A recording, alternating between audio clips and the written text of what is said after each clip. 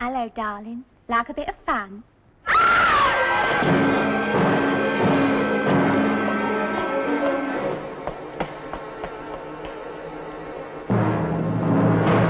Please! Please! Help! Murder!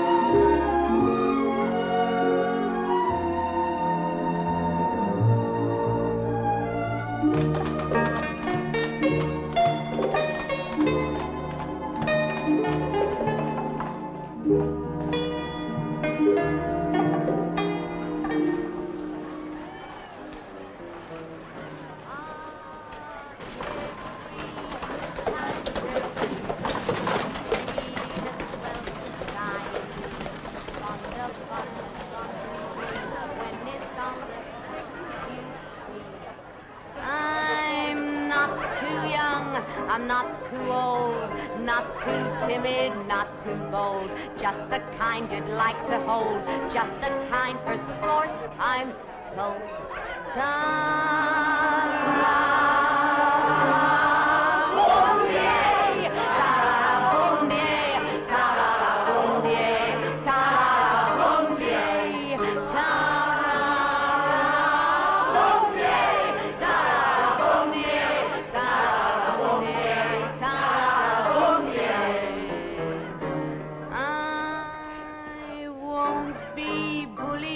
Won't be bossed. I always win, I've never lost.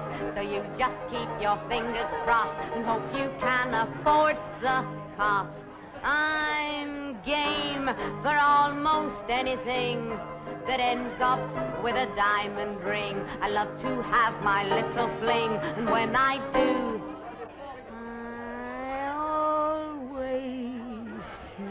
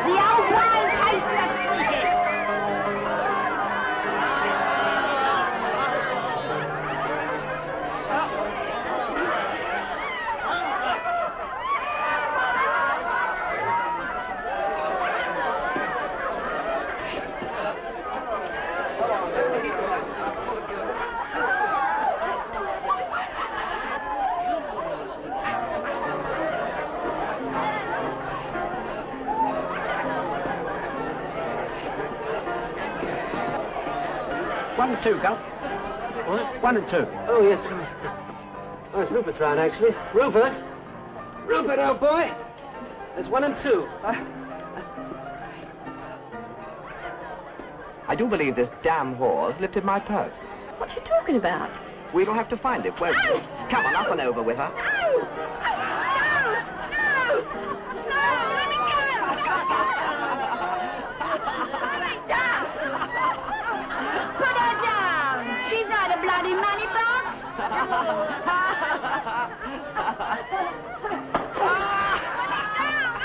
me down! Well, give me a shilling anyway, will you? You know! Oh. Give it to me! Give it to me! Shine! Oh, let me go! Let me down! Let me down! Oh, let me down! Oh! No one steals in my pub except me. Except you, Max Steiner. I could tell the coppers something about you and your pub. About what's going on upstairs, huh? What did you say? Nothing, Mr. Steiner. I didn't say nothing. Honest, Mr. Steiner. You keep that big mouth of yours shut, will you? Else I'll maybe have you carved. Have me carved, will you? Like you did poor Emma Smith? Didn't think I knew, did you? Wouldn't the coppers? Oh! You don't scare me, Steiner. I'll have you. I'll have you!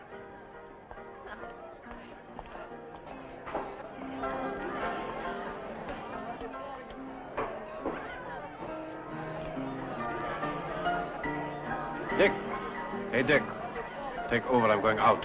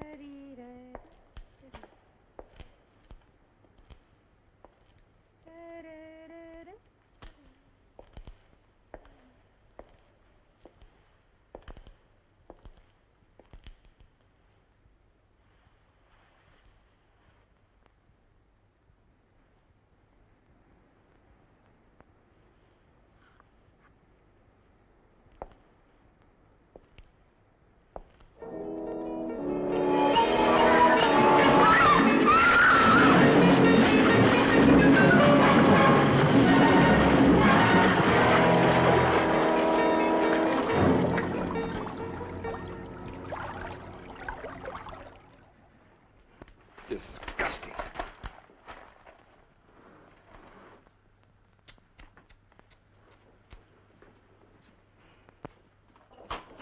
Mrs. Hudson, where have you put my confounded tobacco? Revolting.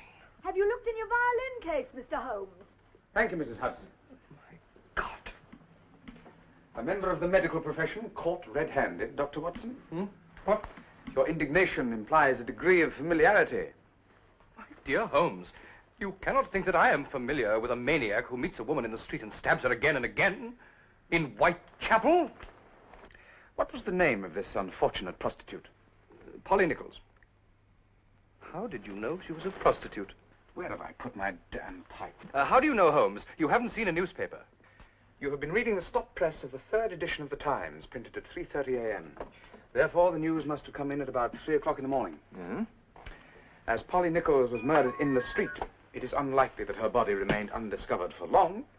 So I deduce that it happened at about 1 o'clock in the morning. Very interesting. But it still doesn't explain how you knew she was a prostitute. No respectable woman would be out alone in the streets of Whitechapel at such an hour. Therefore, she was not a respectable woman. You make it seem so simple. Holmes, there was an identical murder of a woman in Whitechapel just 3 days ago.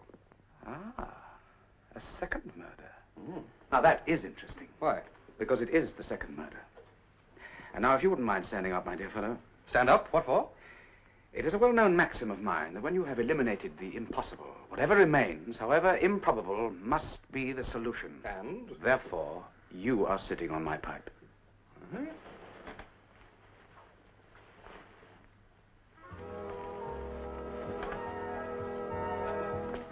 incredible. Elementary, my dear Watson. And now, Whitechapel.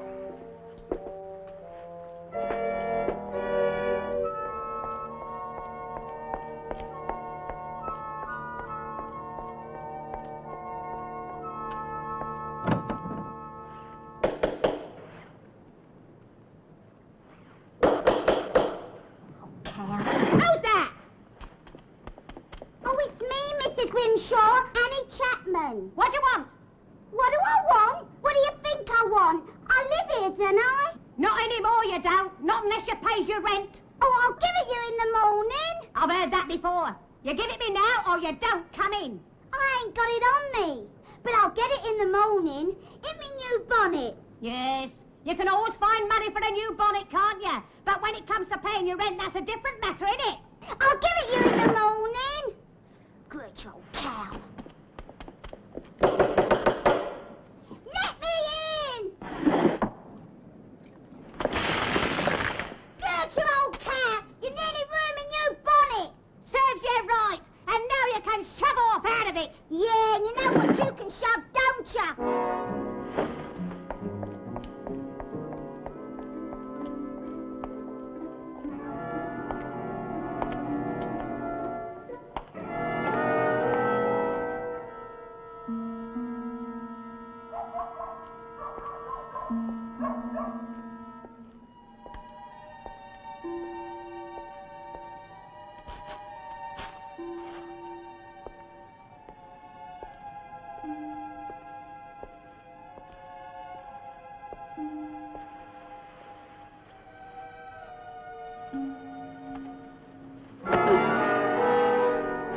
Hello, darling.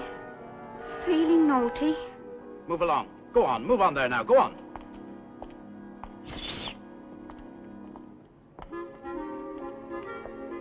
What's your Kathy? Had any luck? Not a bloody one. I don't know what's the matter with the men these days. Couldn't lend us the price of a bed for the night, could you? I've been slung out my room. It's only 4p. I haven't even earned the old man's beer money yet. He's sitting at home with his tongue hanging out. He's dying for me to get off. Ha ha! Old cow. Don't you call me an old cow.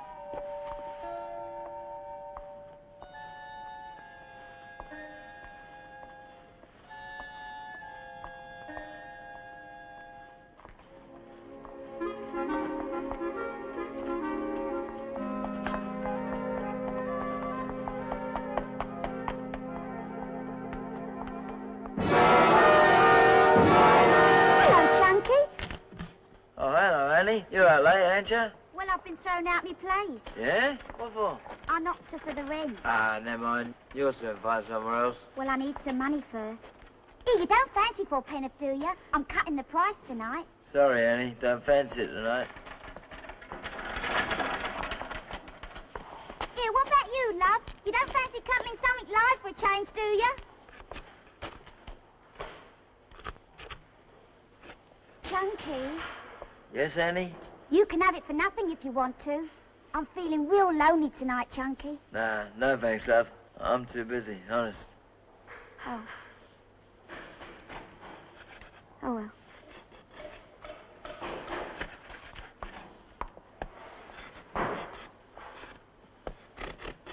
Here, you mind you don't let that knife slip.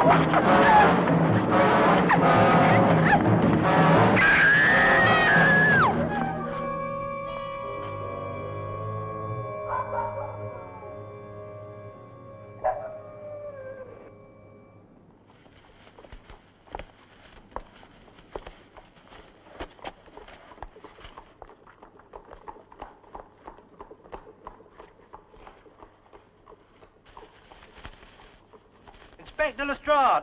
Here, I found something.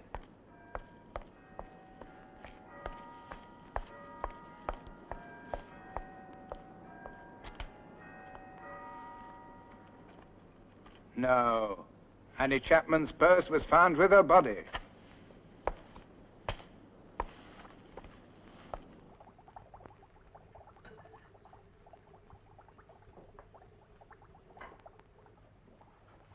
Police baffled.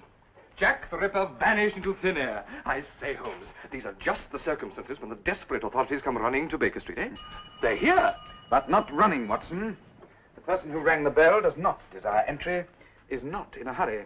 In fact, he is deliberately slow. He? Now, how can you possibly tell it was not a woman's hand on the bell? The British postman is not a woman, Watson. A parcel for you, Mr. Holmes. Incredible, Holmes. Thank you, Mrs. Hudson. Postmarked Whitechapel.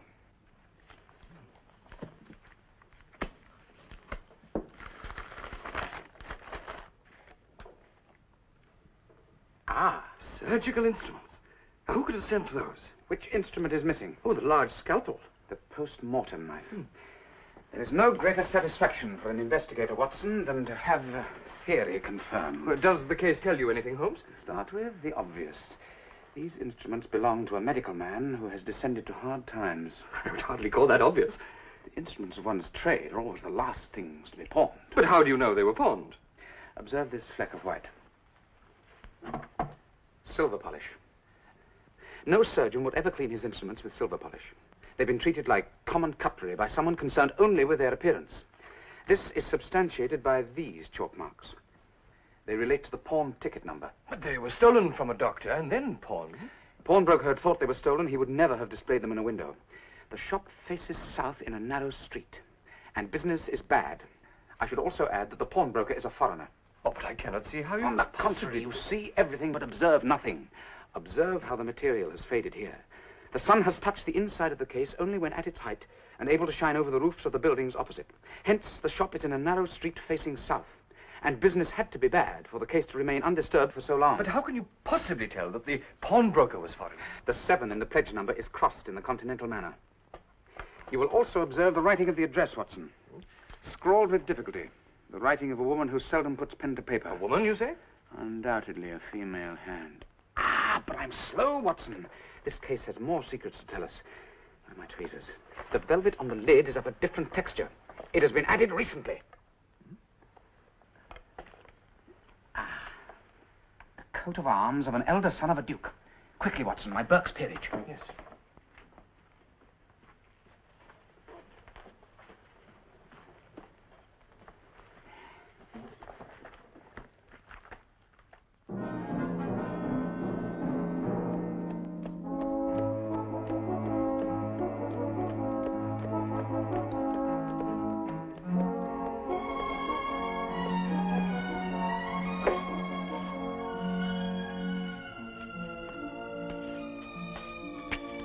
Wait here, cabby. Right.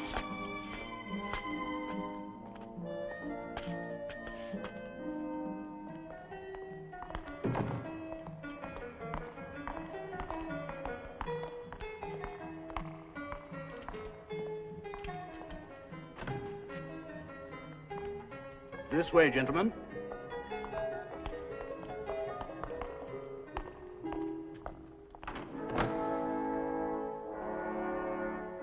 His Grace will be with you in a moment. Thank you.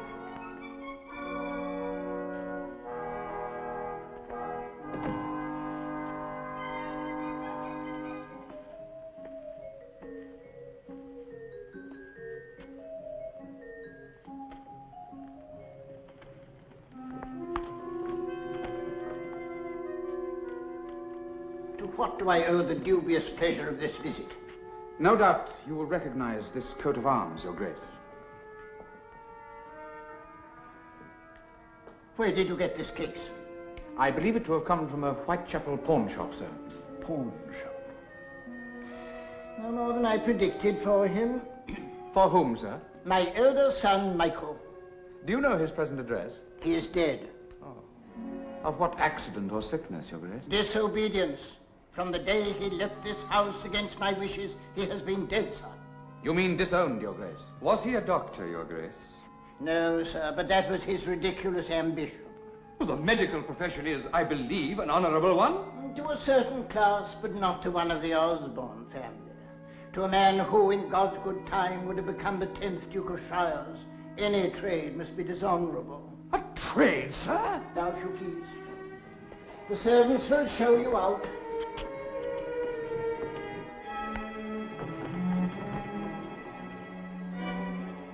Pompous ass.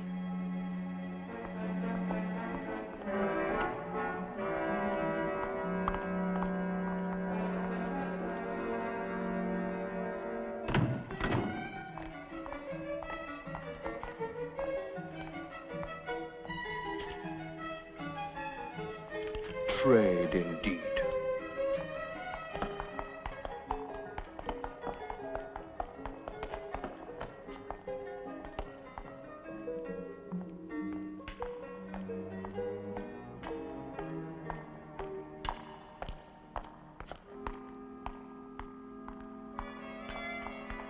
Did not my Burke's peerage say there were 2 sons, Watson? Yes? Quick, give me the instrument case. Oh, dear. Allow me.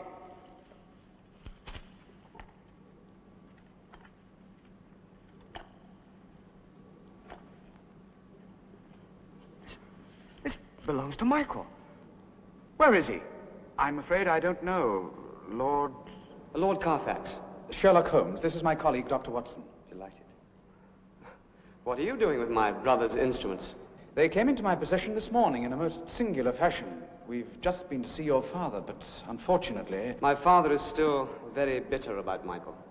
When did you last see your brother? 2 years ago. He went to study at the Sorbonne in Paris. These instruments were my own present to him. He wrote a couple of letters and then... You tried to trace him? I went over to Paris, but he'd left the university in mid-term and returned to England. And since then you've heard nothing from him? No. No. Or seen him? Of course not. Thank you. Good day to you, Lord Carfax. Come, Watson. May I? Good day.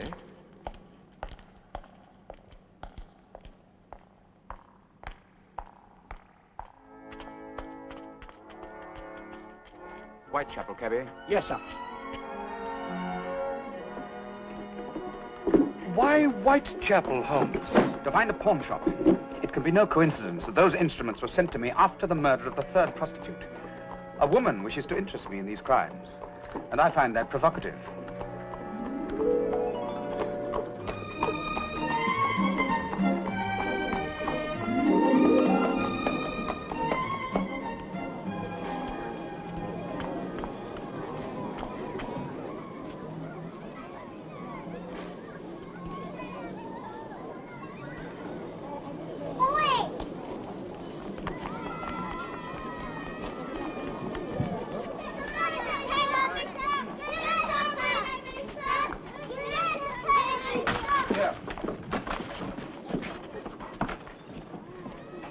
Pawn shop in a narrow street facing south. And observe, Watson, a foreign name. Uncanny.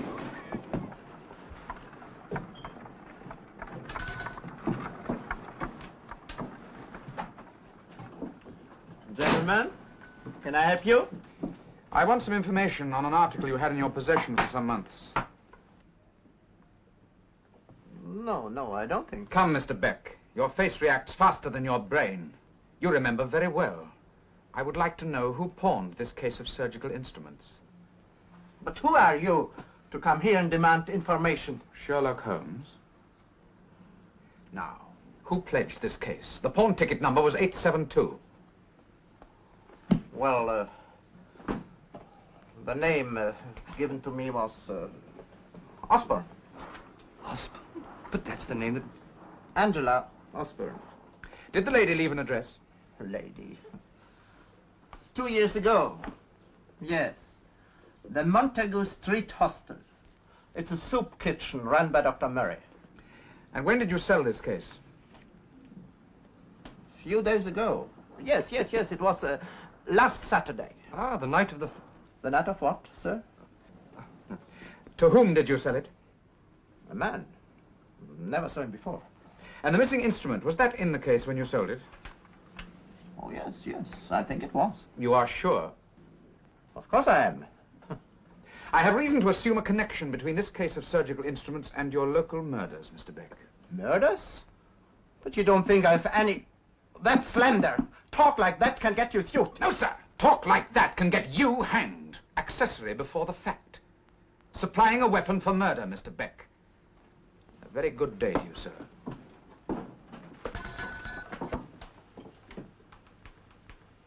Holmes! Where are you in such a hurry to get to? To examine the body of Annie Chapman. The girl who was murdered last night? What for? To confirm that the instrument of mutilation was a surgeon's scalpel.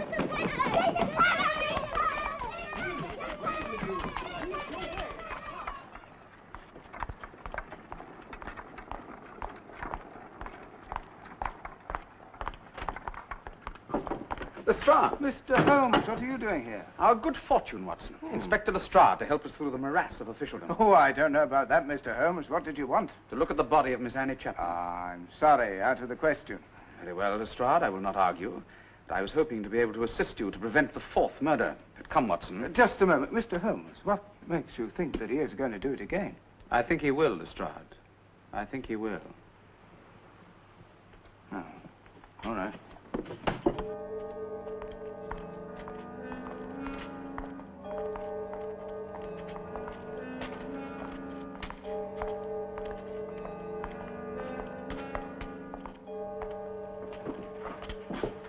May I? My God. Could a human being have done this? You see, Watson. We are right in assuming that two weapons were used on this poor creature, Lestrade.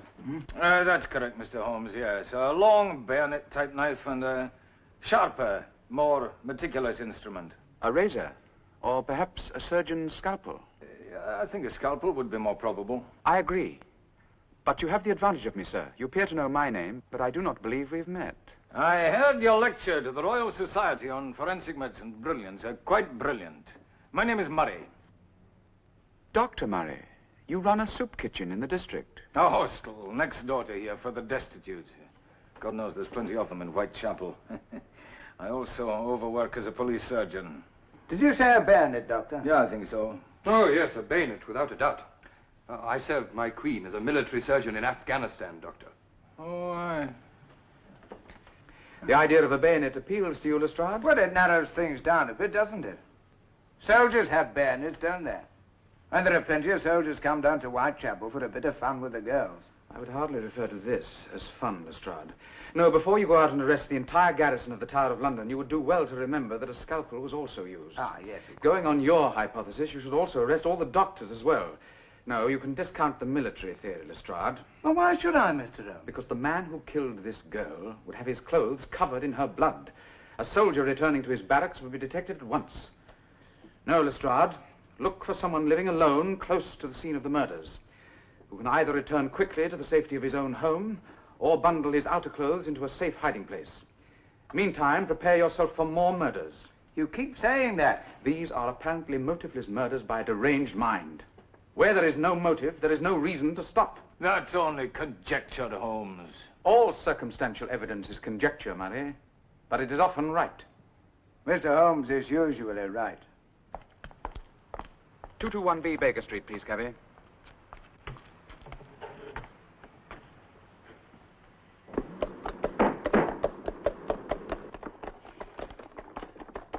Someone should have sent for us before this, Holmes. Someone has. The woman who sent me that instrument case. But then why doesn't she come out into the open? Being a woman, she uses a woman's art. She intrigues us to Whitechapel. There is a small service I would like you to do for me tomorrow, Watson. Yes?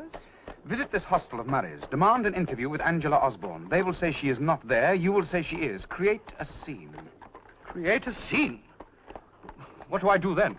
Then, Watson, you leave, of course.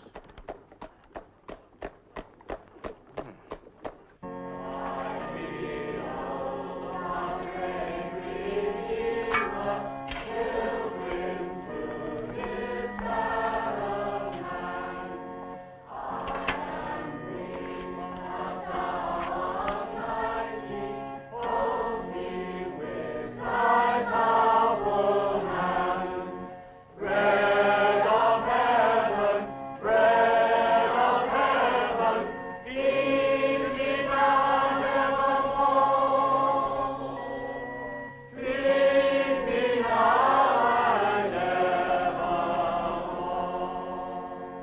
to sing for your supper here.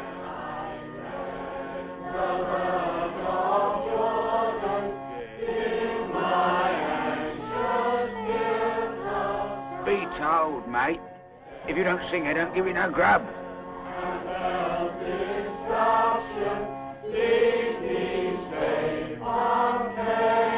Go on. If you don't know the words, just make a noise. Songs of praises I will ever give to thee. I will ever give to thee. Nah, you won't get no soup. I did not come here to partake of the soup. God has sent you down his manna. Come on, we'll fit you in somewhere. Will you please stop this unwarranted interest in my diet? I do not want any soup.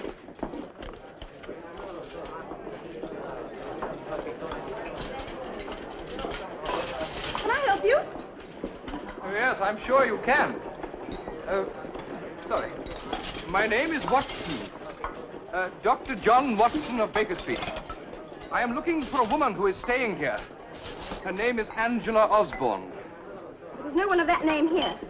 Oh, but Angela Osborne is here. I'm certain of it. Well, I think you better speak to my uncle. Mary, this way.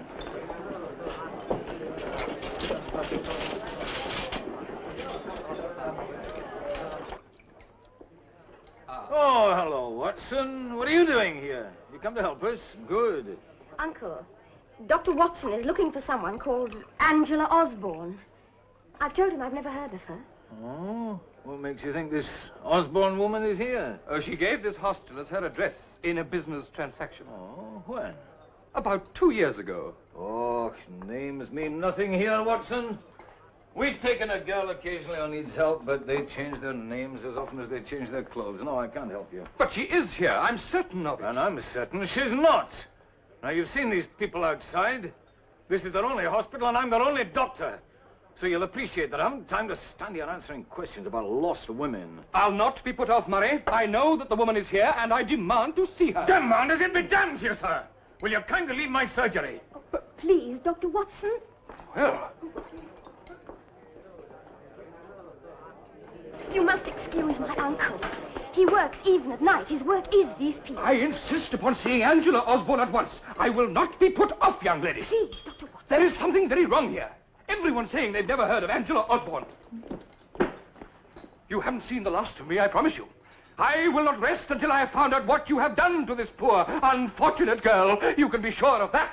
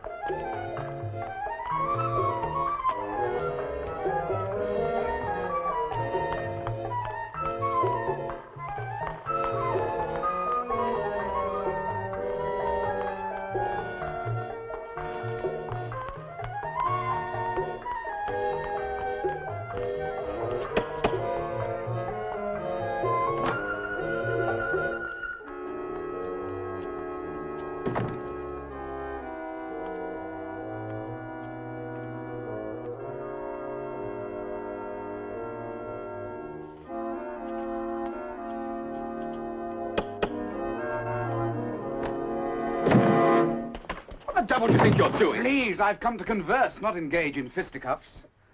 Who the devil are you? Sherlock Holmes. You may remember we met yesterday. Sherlock Holmes? Don't you think we'd be more comfortable in here?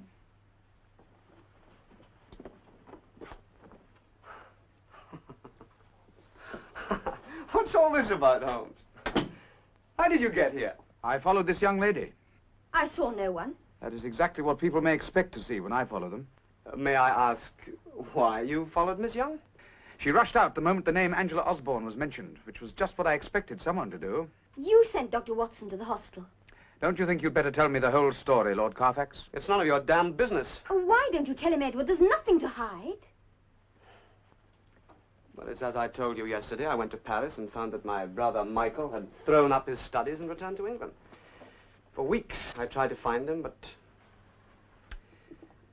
Then one night a man came to see me. He told me that Michael had married a prostitute. Blackmail. He threatened to tell the papers?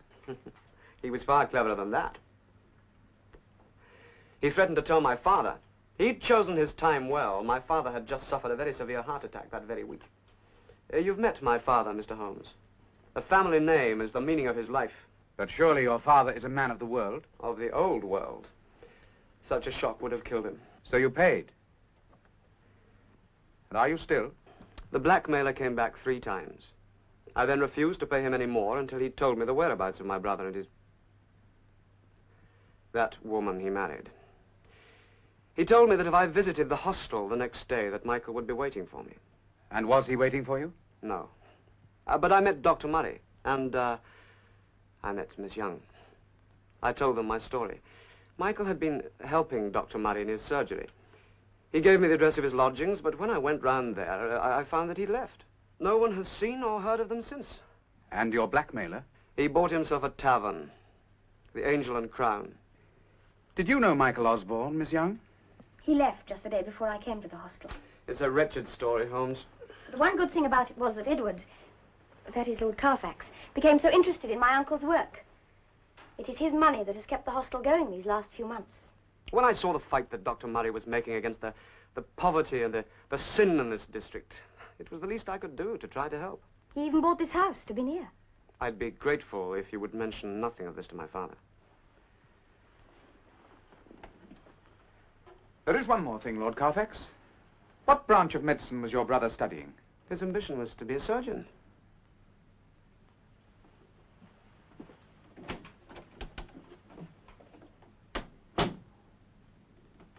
Things are bad, awfully bad. In fact, they've never been worse before. But everything's chappy to make a girlie happy. Food is dear, rent is dear, but love is cheap at a time of year. So grab the nearest miss and whisper while you kiss.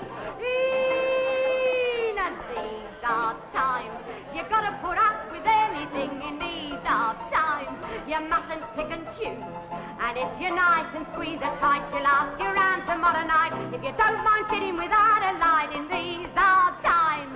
Farmer Brown came to town, he spent the day at the cattle show, then went to wet his whistle inside the Hotel Cecil.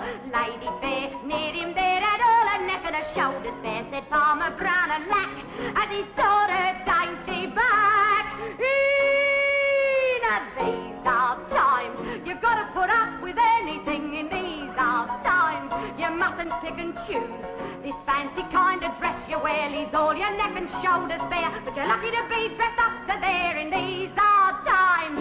Mrs. Green, rather mean, went out last Saturday marketing and saw out in the gutter a codfish on a shutter. She felt it scummed, poked her thumbs all round the fish, and she said, oh crumbs, it don't look nice at all. Then the coster had to bowl. These are times you gotta put up with anything in these are times. You mustn't pick and choose.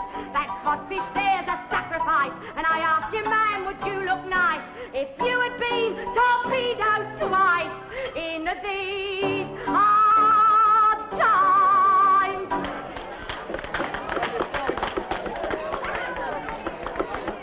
Come on, out you go. Go on, get up. Had enough of you tonight. Go on out. On my soul, Holmes, I believe you delight in embarrassing me. You invite me to dine and then bring me to a low East End pub. Nonsense, my dear fellow. You'll bring some light into their drab lives. Welcome to the Angel and Crown, gentlemen. This way.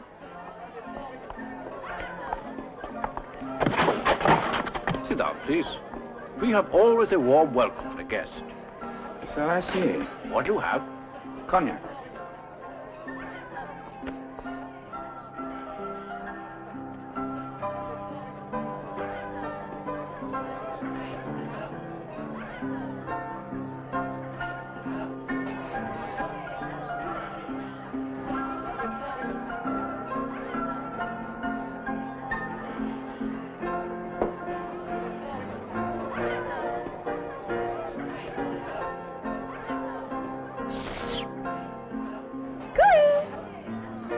You see the interest you're causing in the fair sex.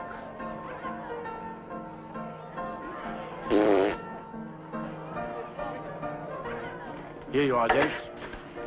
Will you join us in a drink, Mr. Steiner, Max Steiner. Take a glass. Another bad night. Everyone's scared off the streets after dark. And these ladies come in here for safety? Here is always a selection, if you're so inclined. A selection. Selection? I'll have you know we did not come here for this reason. There's nothing I can do for you then. Indeed there is, Mr. Steiner. What? You can give us some information. Information? What about? About the disappearance of Michael Osborne. What did you say your name was? My name would alarm you, Mr. Steiner. You're a copper. Consulting detective.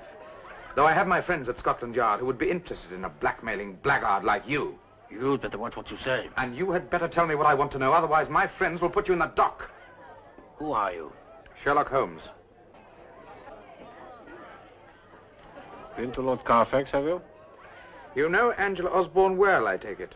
How did you know that? Go on, how did you know? There had to be an accomplice in your blackmail. Compensation, I call it. I could have opened my mouth and collected from the press, or kept it shut and collected from Lord Carfax. I did the nobility of England a service, Mr. Holmes. Lord Carfax compensated me for my loss of business with the newspapers. Compensation, I call it. The governor of Brixton Prison will have another name for it on his admission book, sir. Angela was on the streets when you met her. Born to it, Angela was. Loved the game. Most of them start because they have to, but not Angela. Met her at the gangway when my ship tied up on the river. I took up with her. And you took up with her again when she returned from Paris with Michael Osborne, his wife. I always said she got her face and name from the angels, and the heart from the devil. And you don't know what happened to her? Disappeared from the face of the earth. Well, gentlemen, that's all I can tell you. Whatever could have possessed Michael Osborne to marry such a creature? Because she got her face and her name from the angels. I always remember, Watson, one of the most attractive women I ever met was hanged for murdering 3 young children for the insurance money. Oh, dear.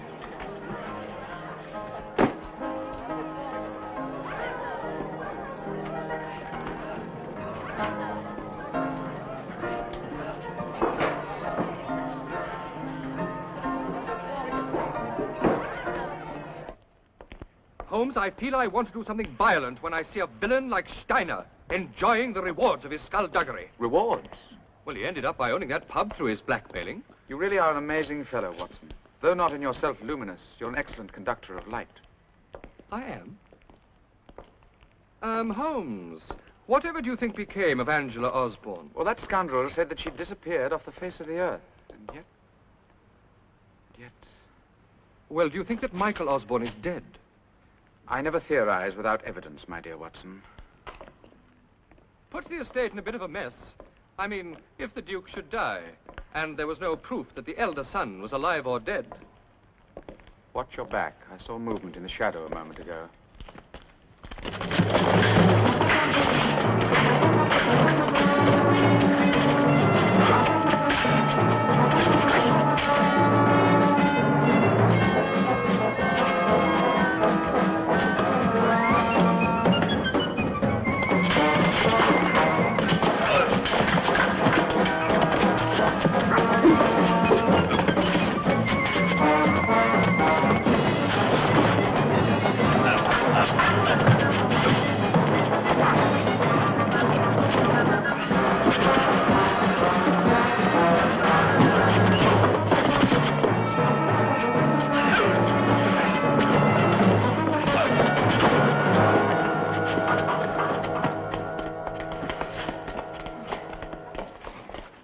Brisk work, Watson.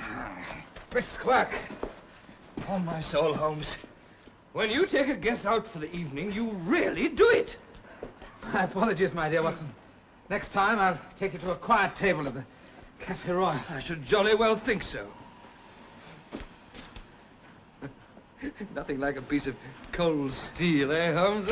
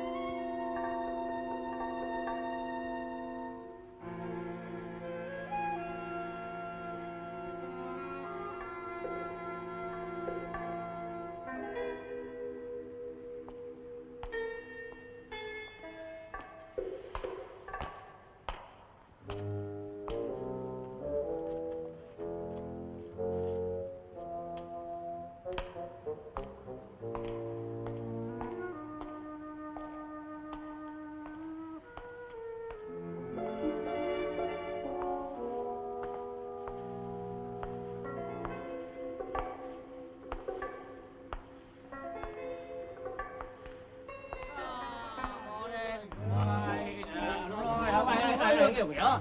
Here's one. Here, got 2 legs even. Watch ya. Oh, a sailor's rest. Oh, we've walked a mile for that. Yeah, working up an appetite. All the girls are indoors, scared to come out there. They must have heard we was in port. well, don't you worry, because Jack and me, we're going to look after you, aren't we, Jack? Yeah! Here, don't fight over it, lads. Now then, haven't you girls been told to clear off the streets? I got to earn a living, ain't I? Clear off, lads. Go on. I'll leave you inside. Here, miss. Don't you live that way. You coppers are ruining everything. Push off.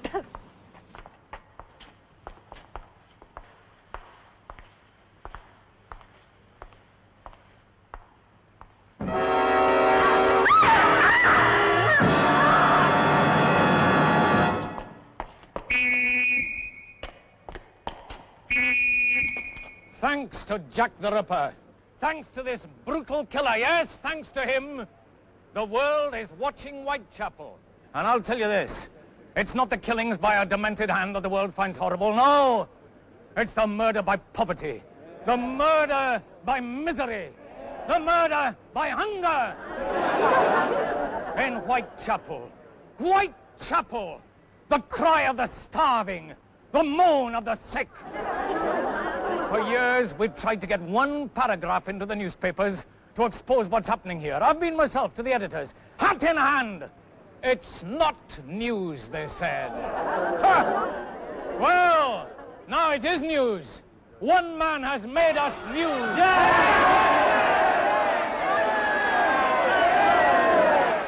We'll have a riot in a minute. He's putting up this murderer as a sort of deliverer of Whitechapel.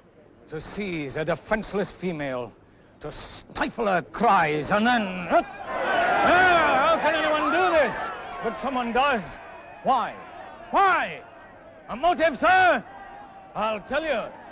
His motive is the punishment of Whitechapel, as God destroyed Sodom and the city of Gomorrah! Oh, I'll have to shut him up, Mr. Holmes. No, So, you'll have to rescue him. It is the social and moral crimes that must be ended in Whitechapel, not just the killings. Yes, it is the dealers in vice and the purveyors of sex that the police must throw their force against, not just the killer. I tell you, there can be no peace in Whitechapel while licensed dens like the Angel and Crown are allowed to cater to the dissolute and the debauched.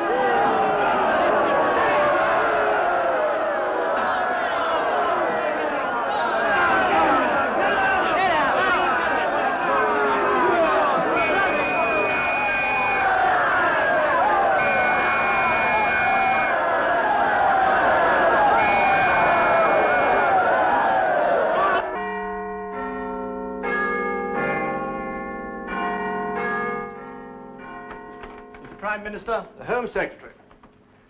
How's the battle? When I left, the leader of the opposition was still on his feet. He has done what the police couldn't do, found the culprit. You, Prime Minister. Gladstone is informed. I was afraid of that. When he compared the Jack the Ripper murders with the Bulgarian massacres, I could see you were in for trouble. Not the only one. Unless I'm much mistaken, he'll demand the resignation of the Commissioner of Police before the day is out. And if he calls for a vote of no confidence, he might get it. You mean you might have to resign? Not I, personally. Just some of my ministers.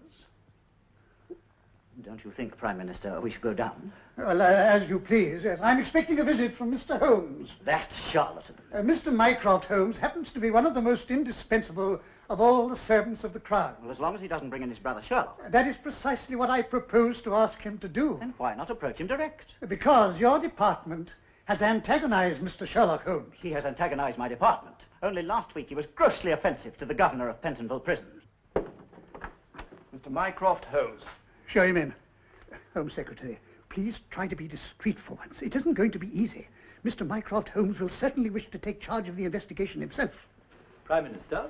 I think you know the Home Secretary.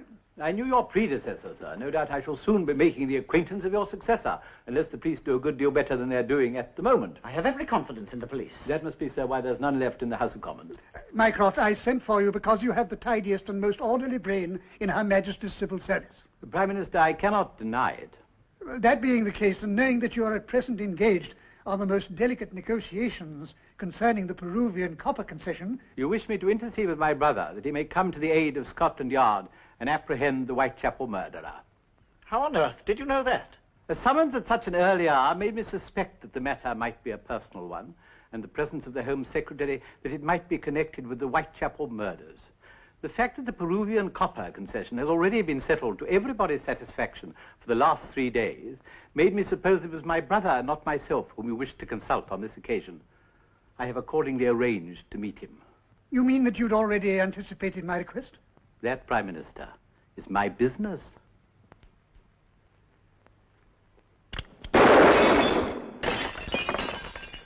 My Indian boss!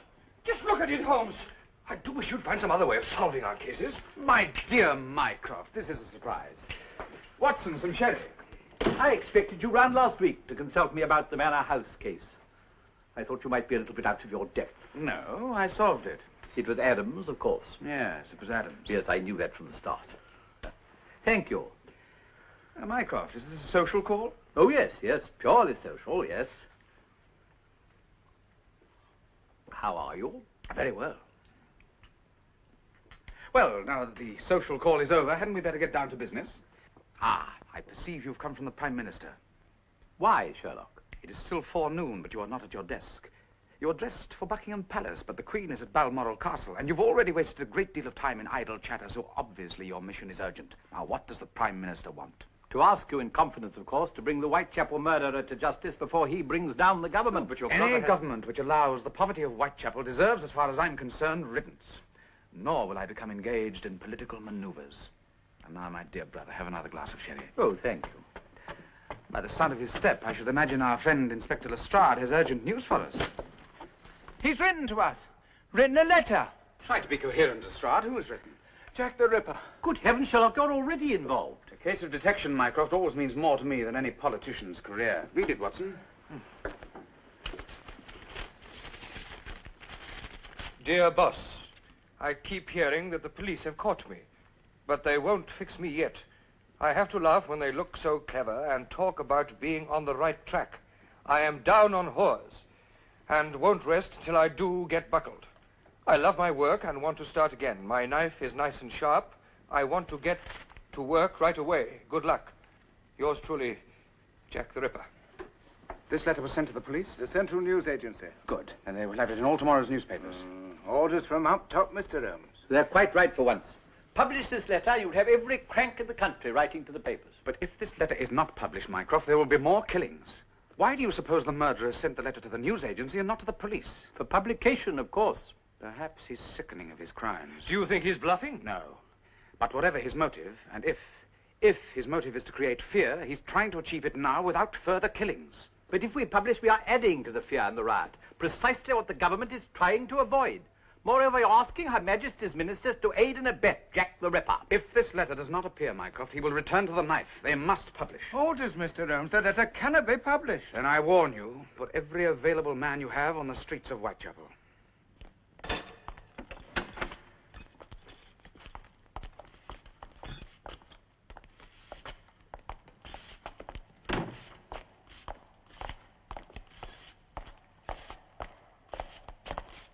We've come to view the body of Miss Elizabeth Stride.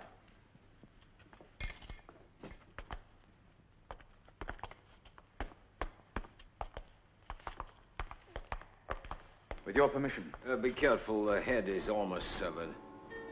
Well, have you found any clues yet? No, we've scoured every hole in Whitechapel in the last 2 days, but nothing. You left no blood-stained garments? No.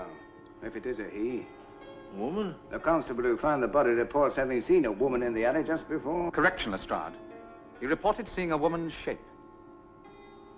What difference? What he said he saw is not what you're saying he saw. That difference. A woman's shape in the fog could be a man dressed in woman's clothes. Really, I should hardly think it is likely that Jack the Ripper... There is no pattern of behavior, Lestrade, in a deranged mind. What can you tell us, Dr. Murray? Each murder is by the same hand. What is your opinion of the knife work here, Doctor? What do you mean? Does it not show surgical skill? Then it's the work of a doctor. Anyone with a modicum of medical training could have done it, yes. A medical student, perhaps. It's true these murders are the work of a madman, but a madman with certain medical skills, considerable intelligence, and education. Skills, intelligence, education, this. Of course. Take that letter. The punctuation was exact. The grammar and syntax, though cleverly concealed, were the work of an educated man. And to a graphologist, it was obvious that the writing was deliberately scrawled. We must not take the mask for the face, Lestrade. But if you're right, Mr. Holmes, it brings us back to the doctors. Don't be too sure, Lestrade. Oh, well. I'd better be off. I suppose now you'll go and arrest the entire staff of the London hospital.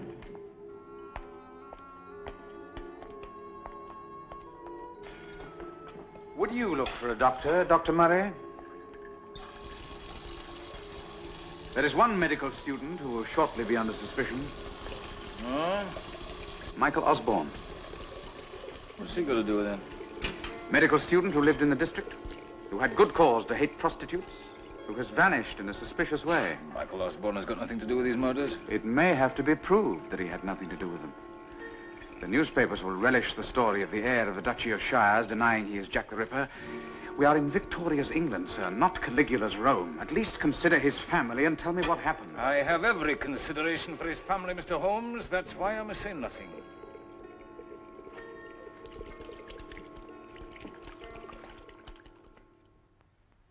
Of course, I blame myself. I should have refused the Prime Minister's request to call in my brother. In any case, he was already engaged with what was out. Stalemate. I should have realized there was only one person who was capable of solving this problem. Myself. I should have taken charge. I should have ditched the Abyssinian detente. Refused to discuss the details of the Nigerian loan. I should have concentrated on one... For heaven's sake, stop sawing away at that infernal instrument.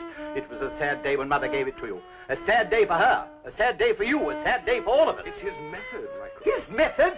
Method, Watson? This butcher boy has the government, has all of us on the edge of a knife. Only this morning, 3 more men were attacked in the streets of London. Carrying Gladstone bags, were they? Carrying Gladstone bags? The latest rumor has it that he's a Russian anarchist sent by the Tsar to bring down the government. There's no truth in that. Military intelligence, such as it is, has investigated the rumor and found that there is no truth in it. How long has this recital been going on? Hasn't said a word since yesterday. How long do they usually last? Sometimes for days. Then I am patently wasting my time. What I shall never understand, Sherlock, is why, since you've had that violin with you so long, you have never learned to play it. Act, Sherlock. Act. Go to the scene of the crime. Use your powers. Interview the people concerned. What was it Mother used to say? Stir your stumps. Don't bother to see me out, Watson. But if during the intermission you should get an opportunity, you might remind my brother that he has never had so great a chance of serving his country, or seemed so unaware of his responsibilities, or of the intention of the composer when he wrote that tune.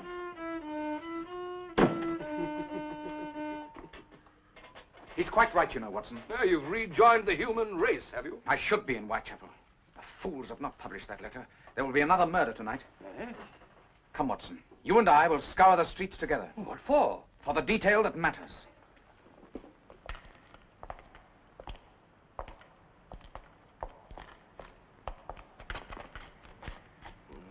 This is hopeless, Holmes. I mean, if Jack the Ripper were just 10 feet away, we wouldn't see him. Fog to the murderer is what the jungle is to the tiger, Watson. It conceals him from all until he pounces, and then he is evident only to his victim. So what do we do, Holmes? We must continue. Jack the Ripper will not allow conditions such as these to go unused. He is out now, Watson.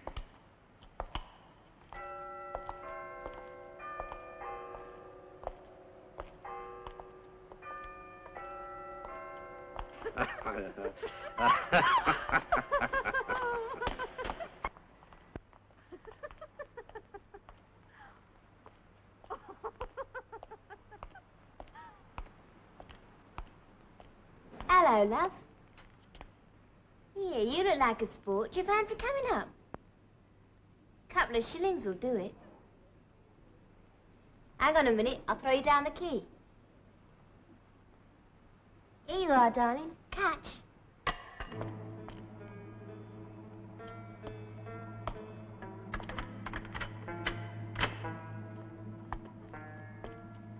Mind you shut the door behind you, love. Can't take no chances with old Jack the Ripper about. Hey, do you know something? I ain't been out in the dark for a month now because of him.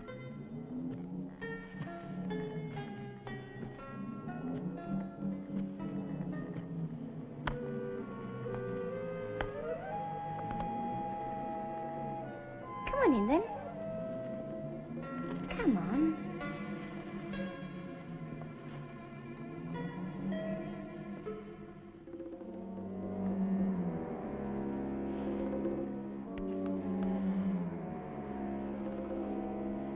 Yeah. That's a lovely coat you've got on, isn't it? Could you make that 10 bob for a special, mister? I do want to please you.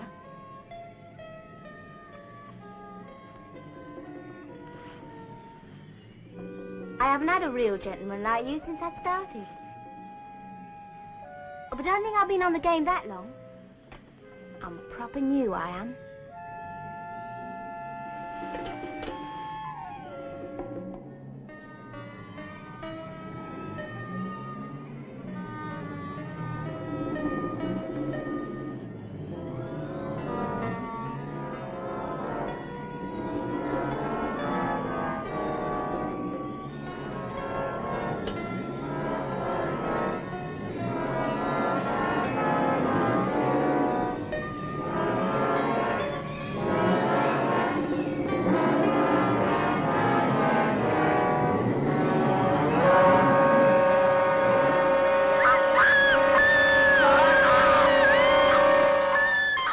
Holmes.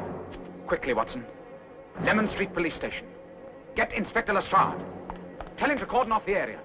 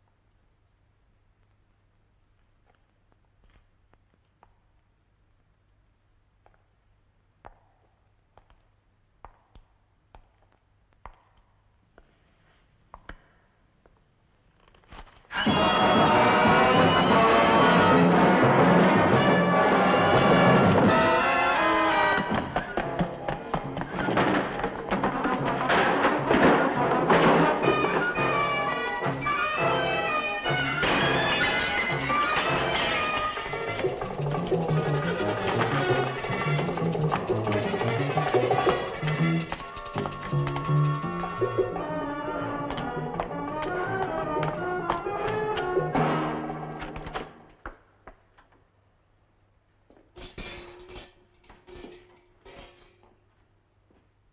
Holmes. What are you doing in the hostel? Chasing the shadow. How long have you been here? Since midnight. You've seen no one in the last few minutes. No one passed through the hostel. Here? Hello, Edward. Sorry I'm late.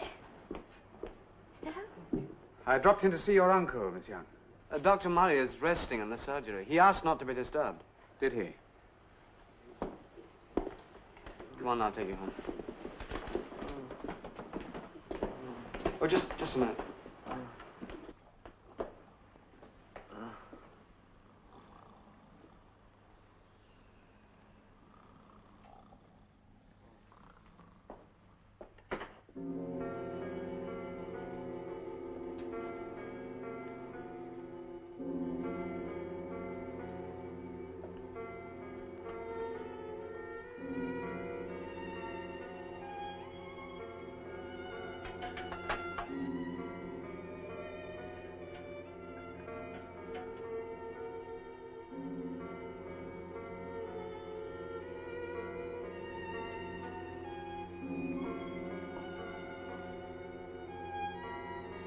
Dr. Murray? Oh, Holmes. Yeah, I'm sorry. I had a long post-mortem on a poison case today, but what are you doing here? Following Jack the Ripper. Here? He eluded me in the mortuary.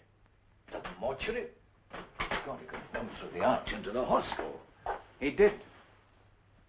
We will wait here together for the police. What makes you think that the police are coming here? You are the police surgeon. They will bring the body to you. Another prostitute? In the meantime, Dr. Murray, I would welcome the opportunity of a little chat with you. What about? About Michael Osborne. I've told you before that Michael Osborne Wasn't wanted on a suspicion of murder before. What are you talking about? All questions lead back to Michael Osborne's knowledge of surgery. He could not possibly have murdered anybody. Prove it. Don't you think it would be best if you told me the whole story, the full story of the night Michael Osborne found that his wife and Max Steiner were blackmailing his family? You know about that?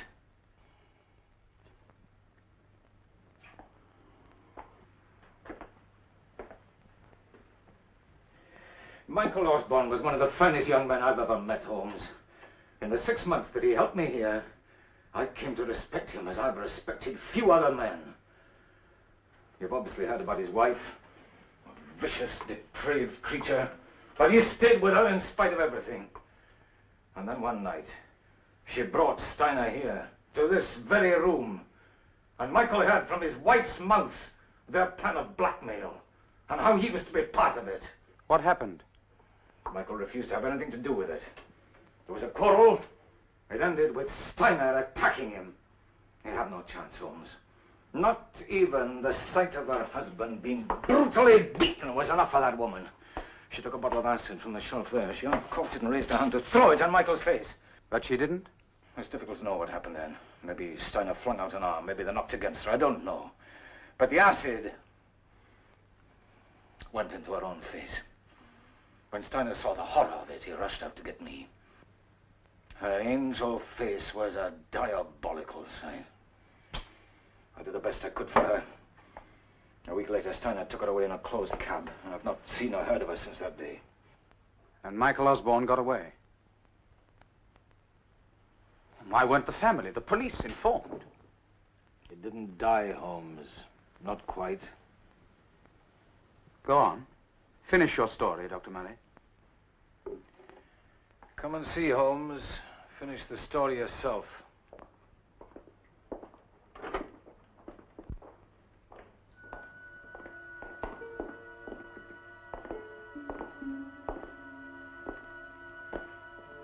You wanted Michael Osborne? Here he is. Whether it was Steiner's blows to the head, or whether his mind could suffer no more of the world that his wife had shown him, I don't know. But this is how he's been since that night.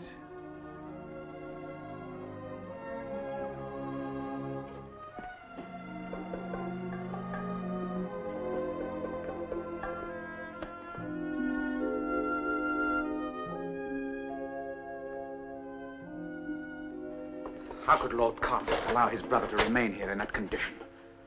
He doesn't know, Holmes. Not even his own brother could recognize that poor creature as Michael Osborne.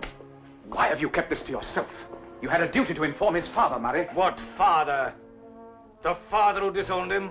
Threw him out because he wanted to do some good with his life? Instead of wasting it in the pleasures of the aristocracy? He had a right to know. And what about Michael's right? If he has any feelings, he must be happier here than locked in a padded cell for the rest of his days. No, Holmes, no. His life is over. Let the world leave him in peace. That may not be possible. Why not? Surely you can't suspect that poor lunatic? In an investigation, all possibilities have to be considered. Dr. Murray? Yes? Inspector Lestrade sent me for you, sir.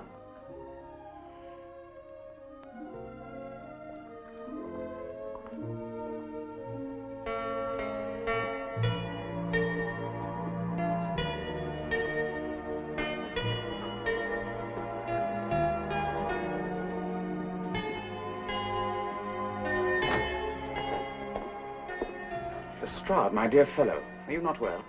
You'll never see anything like it this side of hell. What animal could have done this? Prepare yourself for a shock, Dr. Murray.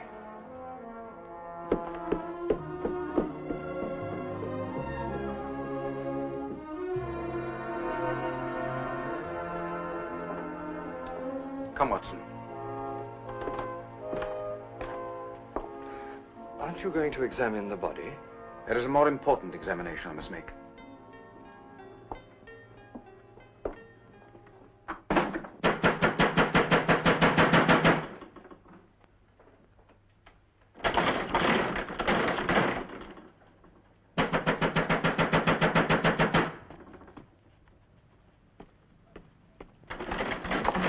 Yeah, I'm coming! Shut up! Always these drunk people.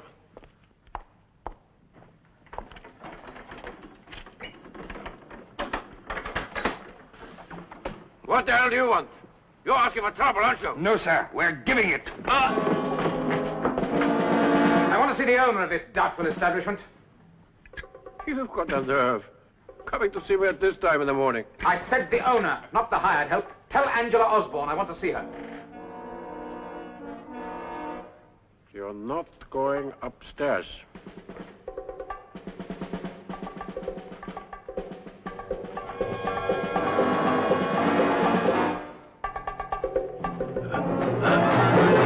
Now, there are several things I may do, Mr. Steiner. All right. But give her a chance. Let me warn her. Warn her? You can't just walk in on her. Not the way she is.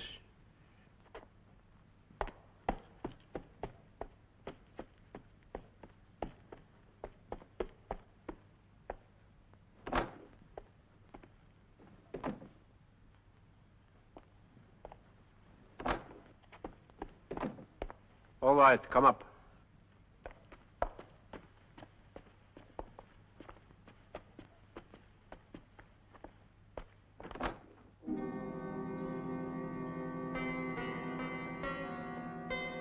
Please sit down, Mr. Holmes. Dr. Watson.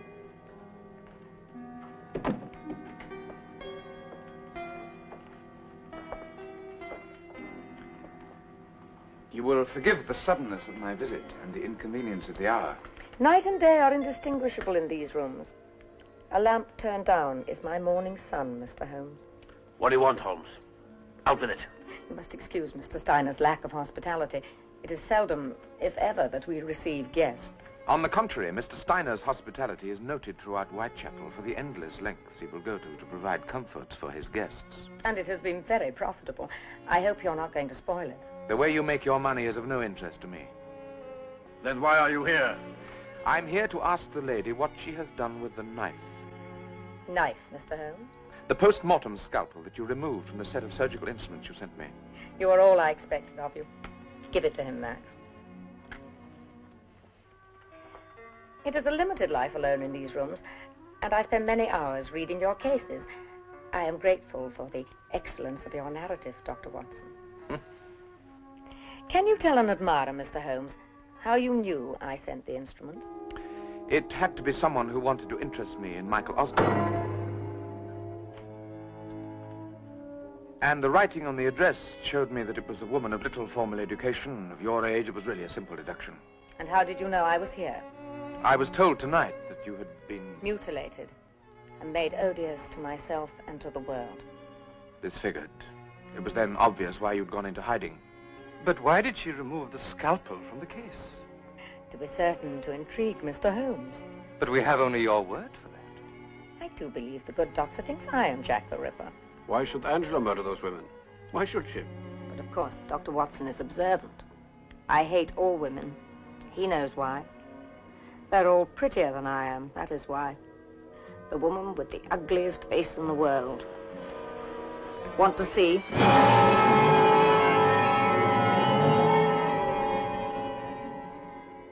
But I was beautiful. Eh, Max? Yeah, you were. You can say it, Mr. Holmes, that I hate women. But I'm not your killer. As you can see, I am incapable of even stepping into the street. Why did you hate your husband so much? Hate him? Who told you that? Why, Dr. Murray. To Dr. Murray, Michael was a saint. But to me, Michael was a man who tired easily. He seemed unbalanced at times. He couldn't take the discipline of medical study. And it was the same with his marriage. He quickly tired of me and sent me back to work. You mean on the streets? His father had cut him off. How do you think we lived? The few shillings I brought in weren't enough for him. So he thought up a way to get money from his brother. His was the blackmailing scheme. Who else? Why do you think he sent Max to young Carfax instead of to his father? Because Michael's father would never give him another penny. Michael's father knew him. Knew him for what he was.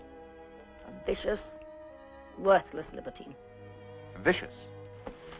To call a man who throws acid into his wife's face vicious because she can bear him no more and is leaving him. Wasn't the man who did that vicious?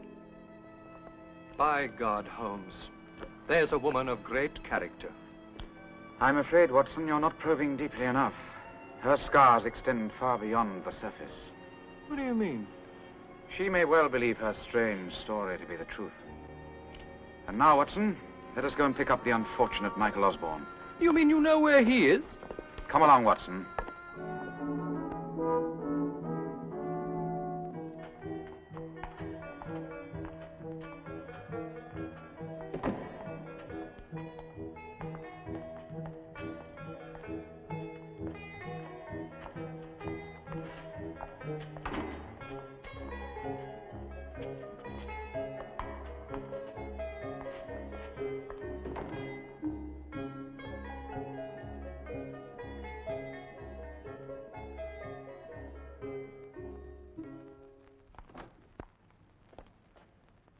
Father, Mr. Sherlock Holmes is here.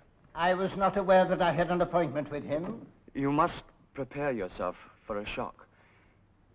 Mr. Holmes has brought Michael back. I have forbidden your brother this house, Edward.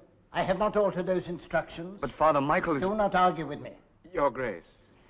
You were shown out of my house on your last uninvited visit, Mr. Holmes. I have come back to save your family name. If my elder son has got himself into another mess, you can tell him to get himself out of it. I'm afraid I cannot do that, Your Grace. He is not capable of understanding. Of course he can understand. Your son is a pathetic imbecile, incapable of understanding the smallest intelligent action. He has suffered for his sins. He is outside that door. I brought him home. Edward. Yes, Father? Have Michael put into his old room. Of course. Do it yourself, Edward. It's better, not the servants. And tell him I shall come and see him presently. Mr. Holmes. Your Grace. How did you find my son? His identity was revealed to me by a doctor in a hostel for the destitute last night. His mind by a lady in a public house, the Angel and Crown, this morning. I'm indebted to them both. Thank you, Mr. Holmes.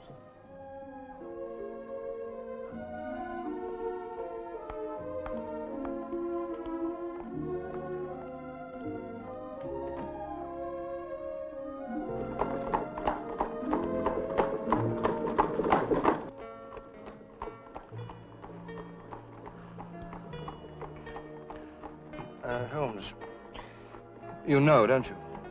You know who Jack the Ripper is. Who is he? I'm afraid I must keep that from you a little longer, Watson. But aren't you going to arrest him? Knowing is one thing, proving what we know is another. But we cannot let him roam the streets, Holmes. Indeed we cannot, Watson. But there is work to be done before the final curtain can be brought down. That is what we've been doing this morning, setting the scene and rehearsing for the last act of Jack the Ripper. I wondered what we'd been doing.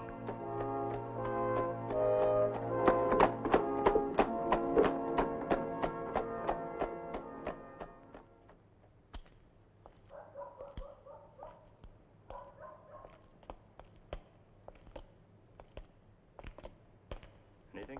No, nothing.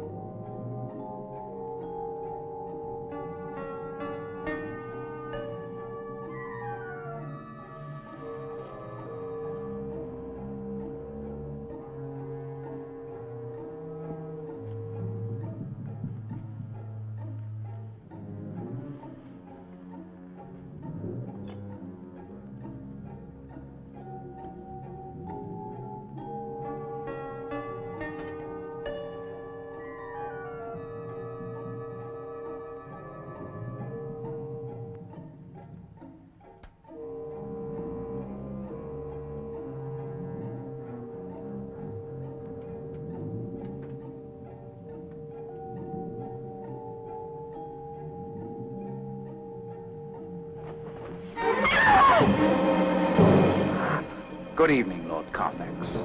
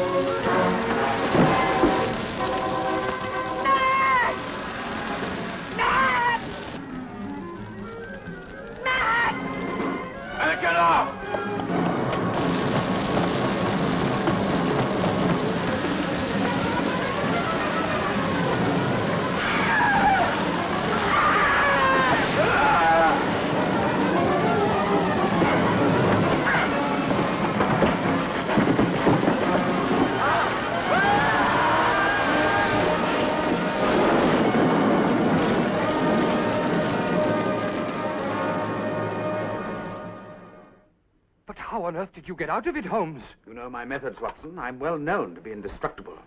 Besides, I wasn't going to miss this excellent cartridge. But how did you know that it... How did you know it was Carfax? Oh, Holmes. His medical knowledge. When I dropped the case of instruments in his father's house, he picked it up. You remember that, Watson? Well, natural politeness, I thought. But you, a doctor, did not notice that he immediately put the instruments into their right niches. How odd, I thought. How interesting. A layman might ponder for a moment, but Carfax did not hesitate. But if that's all you had to go on, isn't it an obvious fact that Dr. Murray... Nothing more deceptive than an obvious fact, Watson. But what was both obvious and revealing was the letter. Oh, that harum-scarum diatribe in red ink, Holmes? Revealing? Precisely. The writer described his murders as his work. I love my work. I want to get to work right away. If his gruesome activity was, as he said it was, his work, he was obviously a man of means who had no need of ordinary employment. Dr. Murray, who works very hard, would have written perhaps pastime. I ruled out Murray. Well, you make it sound very simple. And so it was. When I investigated the Osborne family, I found insanity through 4 generations. Carfax's reason hung on a thread. That his brother should put the name of Osborne to a common prostitute, and that she should carry that name to the street corners of Whitechapel broke that thread. Carfax was protecting, insanely, the family name. He had never seen Angela, but it seemed logical to him, mad to us, that he could kill her by a process of elimination. He searched for her with his knife from one prostitute to the next. But Lestrade, the police... Lestrade and the police do not know the identity of Jack the Ripper. No useful purpose will be served in disclosing his identity now. The Osborne family have suffered enough as it is. Lestrade has his 3 buckets of ash, but we will keep the name. Parcel for you, Mr. Holmes. First marked Nottingham.